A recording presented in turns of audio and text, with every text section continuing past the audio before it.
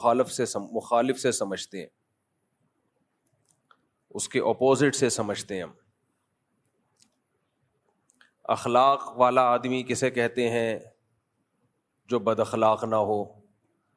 تو جس نے کبھی بد اخلاق آدمی نہ دیکھا ہو اسے با اخلاق کی فہم نہیں ہو سکتی۔ جس نے بدصورت نہ دیکھا ہو اسے کیا پتا کہ خوبصورت کیا ہوتا ہے، جس نے خوبصورت نہ دیکھا ہو اسے کیا پتا کہ بدصورت کیا ہوتا ہے، جس نے کمزور نہ دیکھا ہو اسے طاقتور کا اندازہ نہیں، جس نے طاقتور نہ دیکھا ہو اسے کمزور کا اندازہ نہیں، جس نے گندگی نہ دیکھی ہو اسے صفائی کا اندازہ نہیں، جس نے صفائی نہ دیکھی ہو اس کو گندگی کا اندازہ نہیں۔ یہ میں اپنی بات بیان کر رہا ہوں کہ میں بھی کینیڈا سے آیا ہوں نا۔ پاکستان سے باہر نکلو، صاف ستھرے ملک، اپنا نارتھ کراچی ماشاءاللہ، آتے ہی غلاظت کا ڈھیر، کچرے، مکھیاں۔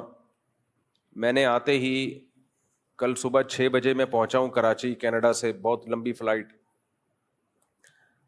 جو ہمارے ہوسٹ تھے کینیڈا میں، آتے ہی ویڈیو کال کی میں نے ان کو اور بتایا کہ ماشاء اللہ آپ ہماری گلی دیکھیں۔ اور میں نے کہا مجھے کیوں بھیجا آپ نے واپس، مجھے آنے کیوں دیا؟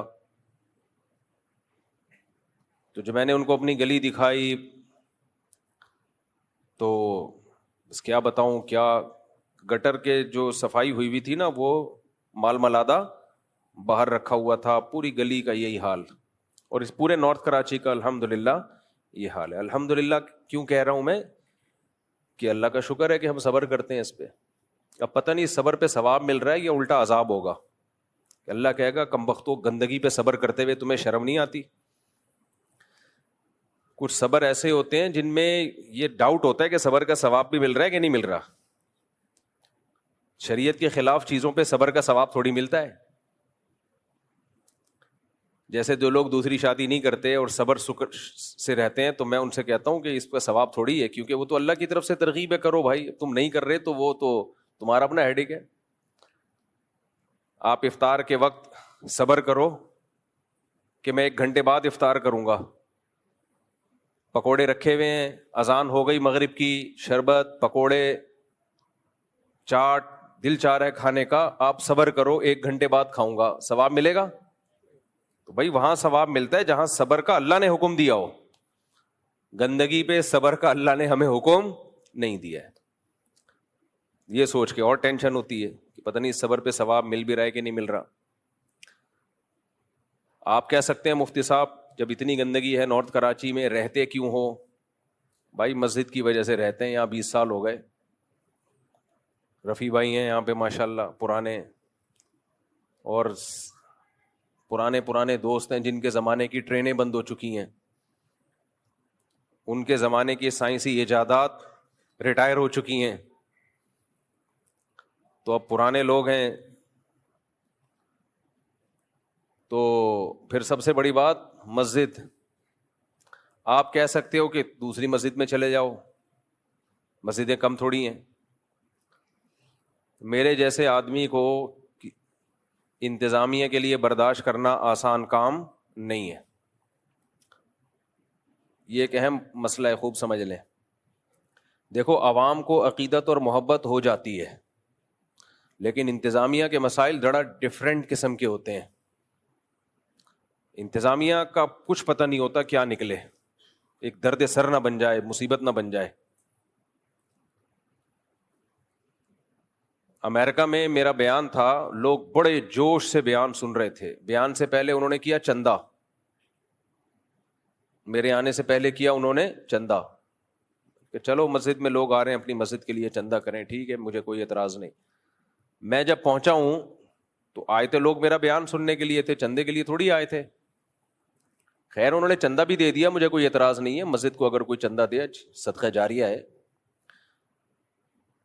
جب میں آیا ہوں تو لوگ جوش میں کہ بھئی اب بیان سنیں گے۔ بیان ہوا 1 گھنٹہ زبردست، لوگ چاہ رہے تھے اور بھی ہو، بہت دور دور سے۔ آپ کو پتہ ہے یہ امریکہ کینیڈا میں لوگ سبرز میں رہتے ہیں، سبرب جو مضافات ہوتے ہیں وہاں سے بہت دور، کوئی 3 گھنٹے کی ڈرائیو، 4 گھنٹے کی ڈرائیو پہ آتے ہیں، تو وہ تو چاہتے ہیں کہ بھئی اتنی دور سے آئے ہیں، کچھ لمبا بیان ہو۔ تو بعض مسجدوں میں دیکھا کہ پبلک بیٹھی ہوئی ہے جوش سے شوق سے بیان سننے کے لیے, اور کمیٹی والوں نے کونیاں مارنا شروع کر دی, بند کرو, ختم کرو بیان, دیر ہو رہی ہے. کیوں؟ اس لیے کہ کمیٹی کا مقصد تھا روکھڑا, وہ مل گیا ان کو, اب ان کو بیان بوجھ لگ رہا ہے. سمجھ میں آ رہی ہے بات کہ نہیں آ رہی ہے؟ تو میں نہیں کہہ رہا ساری کمیٹیاں ایسی ہوتی ہیں, جو بیان سن رہی ہیں ان کے علاوہ ایسی ہوتی ہیں. مجھے بڑا غصہ آیا, میں نے کہا بھائی لوگ اتنے شوق سے سن رہے ہیں, کہہ رہے نہیں بہت لمبا ہو گیا بیان. تو لمبا ہو گیا تو مجھے تھکاوٹ ہو نا, یا لوگوں کو تھکاوٹ ہو. جب سامنے والے جوش و خروش سے بیان سن رہے ہوتے ہیں نا, تو بیان کرنے والے کو بھی موٹیویشن ملتی ہے, اس میں بھی پاور آ جاتی ہے, طاقت آ جاتی ہے. بہت دفعہ ہوا ہے کہ پبلک سن رہی ہے, کہہ رہے نہیں جی بیٹھے ہیں, آپ عشاء کے بعد بھی بیٹھے ہیں, اور کمیٹی والے کیا کر رہے ہیں, پاؤں پہ آ کے ٹھونگے مار رہے ہیں, یوں کر رہے ہیں. تو اس لیے مساجد کی انتظامیہ کچھ ٹھیک بھی ہوتی ہیں, کچھ الگ بھی ہوتی ہیں. تو اب ہم تو تھوڑا سا عام لوگوں سے تھوڑا سا ٹریک سے ہٹ کے چل رہے ہوتے ہیں. تو اب مجھے خطرہ ہوتا ہے پتہ نہیں یہ برداشت کر پائیں نہیں کر پائیں, ایک نیا مسئلہ کھڑا ہو جائے. اب یہاں کے لوگوں نے تو برداشت کر لیا, مجھے 20 سال بہت ہوتے ہیں برداشت کرنا, عادی ہو گئے ہیں, خوبیاں خامیاں جو بھی ہیں چلو بھائی چلے گا. نئی جگہ جانے کے بعد کیا ہوگا کچھ پتہ نہیں ہے. اس لیے بہتر ہے کہ آدمی جہاں ہے تمیز سے وہیں بیٹھا رہے. باقی مرغیوں کا غم ہے وہ پھر کبھی شیئر کریں گے انشاءاللہ, وہ غم رہے گا. جب بھی آتا ہوں میرا دل چاہتا ہے کہ بس چھوڑو بھی کیا باتیں کروں لے کے. خیر, تو اب ہم سوچ رہے ہیں کہ یہ گندگی کسی طریقے سے ختم کریں. میں پلاننگ کر رہا ہوں مسلسل کہ بھئی یا تو ہم علاقہ چھوڑ کے کسی اچھے علاقے میں چلے جائیں, ڈیفینس چلے جائیں, ملیر کینٹ چلے جائیں, یا کوئی صاف ستھرا علاقہ وہاں چلے جائیں, یا پھر دوسرا آپشن یہ ہے کہ اپنے علاقے ہی کو اچھا بنا لیں. کیا خیال ہے بھائی؟ تو میں آج کل اس پہ ورک کر رہا ہوں, تو کہ کیسے اپنے علاقے کو ہم صاف ستھرا رکھ سکتے ہیں. پہلے ہم کوشش کریں گے علاقے کے ناظم سے ملیں کہ بھائی گورنمنٹ کا کام ہے تو اللہ کا واسطہ آپ کر لو. گورنمنٹ نہیں کرے گی تو پھر ہم علاقے کے لوگوں کو جمع کریں گے کہ انسان کے بچے بن جاؤ, سب مل جل کے پیسے جمع کرتے ہیں, کوئی میکینزم بناتے ہیں کہ علاقہ صاف ستھرا رہے. اور صاف ستھرا کرنا کوئی کمال نہیں ہے, صاف ستھرا رکھنا مسئلہ ہے. اللہ کرے اس مہم میں کامیاب ہو جائیں, ورنہ پھر صبر کے علاوہ ہمارے پاس کوئی آپشن نہیں ہے. کیا خیال ہے رفیع بھائی؟ کوشش کرنی چاہیے نا.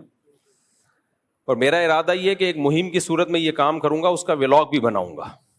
اگر ہم اس میں کامیاب ہو جاتے ہیں کہ دیکھو ہمارے علاقے میں کتنا صاف ستھرا ہو گیا, بالکل نیٹ کلین, گلیاں چمک رہی ہیں, اگر ہم اس مہم میں کامیاب ہو گئے تو جو پروسیس ہم نے اختیار کیا تھا پورا ایک ایک اسٹیپ بائی اسٹیپ اس کا ولاگنگ کر کے ریکارڈ کر لیں گے. تو کراچی کے دوسرے علاقے والوں کے لیے بھی ایک یوں سمجھیں کہ ایک نمونہ ہوگا وہ, کہ بھئی آپ حکومت کی سے امیدیں مت لگاؤ. دیکھو ہمارے گھروں کو گورنمنٹ آ کے صاف کرتی ہے بھائی, گٹر بند ہو جائے گورنمنٹ آتی ہے, کچھ خود ہی کرتے ہیں نا. اور بھی بہت ساری چیزیں جو ہم خود صاف کرتے ہیں. ہم گورنمنٹ کے بل بوتے پہ نہیں ہوتے, ہم اپنے بستروں کو صاف کرنا, گھر کے برتنوں کو صاف کرنا, ماسیاں لگائی ہوئی ہوتی ہیں خود کر رہے ہوتے ہیں, بیسیوں ڈیپینڈ نہیں کرتے. تو ایسا ہی بھائی ایک گلی کو سب گلی والے مل کے بھی تو صاف کر سکتے ہیں, لیکن ایک سسٹم ہونا چاہیے, وہ سسٹم ہمارے پاس نہیں ہے. تو اس پہ میں کوشش کر رہا ہوں, کام کر رہا ہوں, ابھی شروع کیا میں نے. یہ میرا کام ہے نہیں لیکن مجبوری ہے, کیا کریں بھائی, جب آپ لوگ نہیں کرو گے تو مولانا صاحب کریں گے نا. یہ تو اپنا علاقہ صاف کریں گے انشاءاللہ, پھر ہم بتائیں گے بھائی یہ اگر ہو گیا نہیں ہوا, کیونکہ اس میں لوگوں کا تعاون ضروری ہے. اور اس میں جس سے بھی مشورہ کیا ہے سب سے بڑا مسئلہ یہ ہے کہ لوگ پیسے نہیں نکالتے جیب سے. یہ بڑا مسئلہ ہے. کسی سے 50 روپے نکلوانا, خون پسینہ نکل جاتا ہے آدمی کا, خون پسینہ نکل جاتا ہے, لوگ نہیں دیتے. یہ تو گورنمنٹ آپ سے گیس اور بجلی کے بل لے لیتی ہے, کیونکہ نہیں دو گے تو گیس کاٹ کے چلی جائے گی, تو مجبوری ہے دے دیتے ہیں, ورنہ یہ بھی کوئی نہیں دیتا. یہ بہت بڑا مسئلہ ہے ہمارے ساتھ کہ حق لیتے ہوئے تو ہم سب آ جاتے ہیں, حق دینے کے لیے بہت بڑا مسئلہ ہوتا ہے ہم لوگوں کے ساتھ. تو کوشش کریں گے, کامیاب ہو گئے تو ٹھیک ہے, نہیں تو خیر. تو میں تو آئنسٹائن کے نظریہ اضافت بیان کر رہا تھا کہ کسی صاف ستھرے علاقے, ہمارے حضرت مفتی رشید احمد صاحب جو تھے نا, بہت زیادہ صاف ستھرے تھے, بہت سے بھی زیادہ, حالانکہ وہ تو باہر ملکوں سے ہو کے نہیں آئے تھے, اتنے صاف ستھرے تھے. وجہ کیا تھی؟ ہماری جو روایات تھی نا ہندوستان میں, وہ یہ والی نہیں تھی جو آج چل رہی ہیں. ہماری جو ہندوستان میں روایات تھیں وہ صفائی ستھرائی والی ہی تھی. مسلمان بہت صاف ستھرے ہوا کرتے تھے. ہمارے حکمرانوں نے ہم کو میلا بھی کر دیا اور الحمدللہ ہم کو گندا بھی کر دیا. خیر, تو میں یہ عرض کر رہا تھا کہ کسی بھی چیز کو سمجھنے کے لیے اس کے اپوزٹ کو سمجھا جاتا ہے. آپ صاف ستھرے علاقے سے آؤ تو گندگی آپ کو بری لگے گی, گندے علاقے سے جاؤ تو صفائی آپ کو بہت اچھی لگے گی. میں جب باہر ملکوں میں جاتا ہوں 3 دن تک صرف سانس لیتا رہتا ہوں. آپ بھی آسٹریلیا گئے تھے نا, یہ بھی ان کا فون آیا, مفتی صاحب عجیب ہی, جو انڈا موڑ سے گئے تھے آپ, اس لیے. تو آدمی کہتا ہے پتہ نہیں کہاں آ گیا, میں جنت میں آ گیا یا جنت الفردوس میں آ گیا. سانس لے رہا ہوتا ہے, صفائی ستھرائی 3-4 دن تو سیٹ ہونے میں لگتے ہیں کہ میں جاگ رہا ہوں, میں